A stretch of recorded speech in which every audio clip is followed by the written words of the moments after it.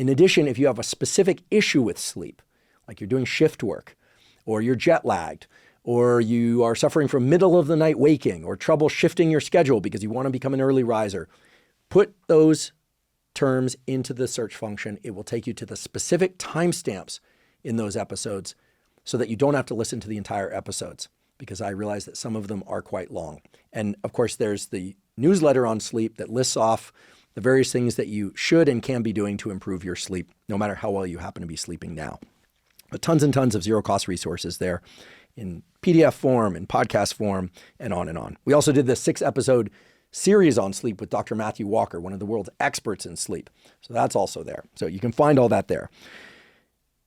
One question I get a lot is, let's say I don't sleep that well. Should I exercise?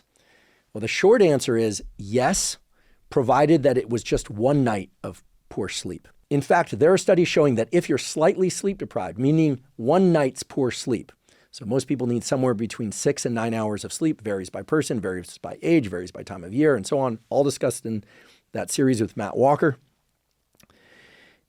Most people need 6 to 9 hours, but let's say you normally get 8 or you normally get 7, but you're down 2 hours on sleep for whatever reason. Should you exercise the next morning? The short answer is yes, provided it was just one night of poor sleep. It turns out that exercising after a poor night's sleep can help offset some of the negative effects of sleep deprivation on what? On brain performance and health. Now, you don't want to get into a habit of this. You don't want to get into a habit of using exercise as a way to compensate for sleep loss. So if you don't sleep well for one night, exercise is a great way to offset that sleep loss effect on the brain, or that would otherwise affect the brain. You can compensate for it by doing some exercise. Keep in mind, you want to exercise in a way that's not too intense, because you can drive your immune system down and be more vulnerable to infections. That's certainly the case after a poor night's sleep.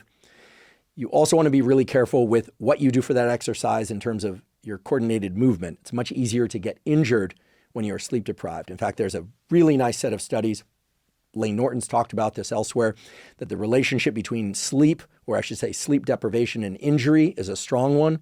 And the relationship between sleep loss and pain and failure to recover from injury is also a strong one. The direct point being, if you're slightly sleep deprived, sure, go ahead and exercise.